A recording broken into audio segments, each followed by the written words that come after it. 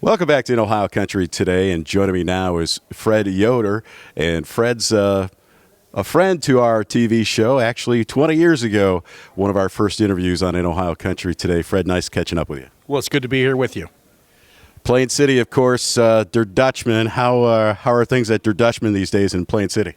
It's packed. My wife is one of the managers there, and when it hit hard, why that place is full. There's just lined up, and sometimes there's an hour wait, but it's a good place to eat. That's my traditional stop from Columbus to Wapakoneta, so I always have to stop there. It's a lot of fun. Great place, and a cheap plug, too. So anyway, Fred, we're here at the Conservation Tillage and Technology Conference. Let's talk about what you're doing here today. Well, today I was talking on the different policy initiatives, like we talked about Farm Bill, we talked about 45Z and sustainable aviation fuel. We talked about budget cuts. We talked about tariffs, how it's affecting us. We talked about a lot of different things, a lot of different questions that people had. So there's a nervousness out there in the countryside, but hopefully this will all settle down someday and we'll get back to normalcy. Well, let's talk about unleaded 88. There's legislation that's been moved forward in Congress by Max Miller here in the Buckeye State. Where do you see that going? And hopefully we can get that approved, right? Well, one of the things about E15, I think that their votes are there. If we'd ever get it to the legislature to vote on, I think it was out, set and ready to go for the continuing resolution yesterday, but it got stripped out at the last minute. So we'll have it soon. But I do think the votes are there. I think there's at least 21 or 22 senators even that support it, especially in farm country. So we just got to get it over the finish line, and we can benefit from it. And thank you so much for Congressman Miller to put that out there. Yeah, it's great, and hopefully we can keep the heat on our legislators and make sure we get that taken care of. Let's talk about those tariffs. Let's talk about exports when it comes to corn and wheat and how important it is for us to maintain those markets outside the U.S.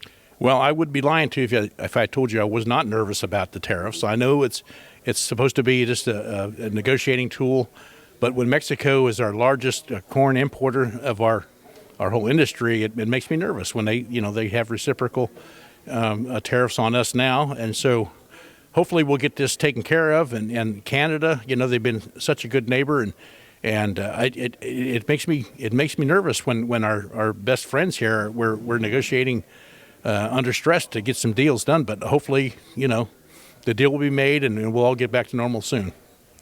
One of our sponsors is Poet, and Poet biorefining has been expanding throughout the United States. Obviously, we have some great ethanol plants here in the Buckeye State that help our corn producers. Let's talk a little bit about the expansion and the possible expansion of ethanol, even moving forward with the unleaded 88 legislation. If you think about unleaded 88 or E15, that's 50% more ethanol than we have done with E10. So that's a no-brainer. I mean, it's going to really, really help the ethanol industry. And again, it's homegrown. It's going to be that replacement for some of the exports we've lost. So it's really vital to have that in our markets today, so we can recover from this downtime. It's a downtime right now, and the markets are down right now. But I think we got the potential for them to go back up. But it's just everything has to fall in place, and we have to have a willing legislature to make this happen. We just have to.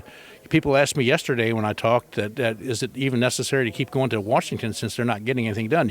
It's all about relationships. It's all about transparency, and it's all about being a resource for them, and so you can influence them as they go through their business. So I think we're at the turning point. I believe in cycles. I think we're in a down cycle now, and we're ready to go up. So let's just make it happen. Let's talk about wheat in the Buckeye State. We're just getting into spring right now. We're starting to see some of that emergence out there.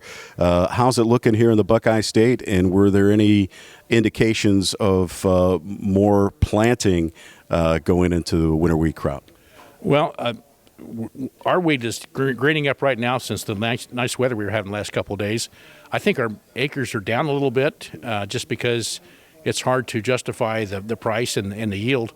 But again, the reason we raise wheat is because it's great for what it does for the next corn crop or the next soybean crop. So I'm a big believer in diversification.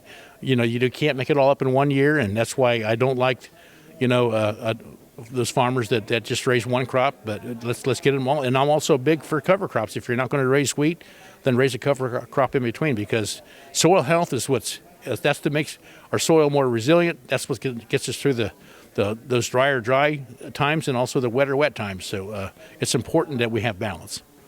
I think the Conservation Tillage and Technology Conference is all about that. It's about soil health. And I believe that a lot of that progress here in the Buckeye State came from around Plain City. Am I correct there? That is correct. Yeah, that's correct. We also, I've always been good friends with Bill Richards, which we lost last year.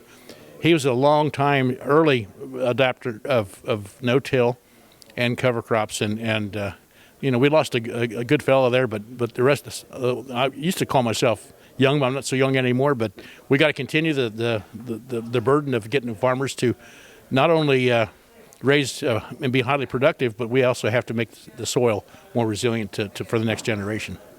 You know what I think is cool, Fred, is you've always been a voice for Ohio corn and wheat growers here in the Buckeye State for a long period of time, both through the state and nationally. But let's talk about getting some of those farmers out there who are on the fence to join and get involved in the Ohio Corn and Wheat Growers Association, to be a member. So let's talk to those producers right now.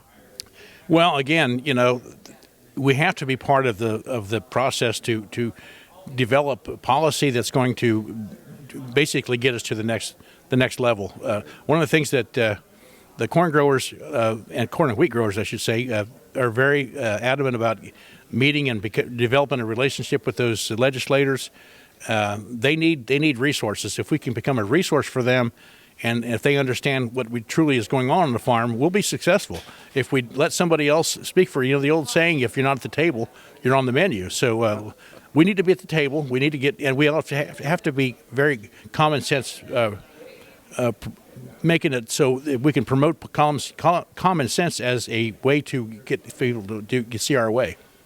A longtime advocate for farmers here in the Buckeye State, Fred Yoder has been our guest from Plain City. Fred, thanks for joining us. Thank you for having me. I appreciate it.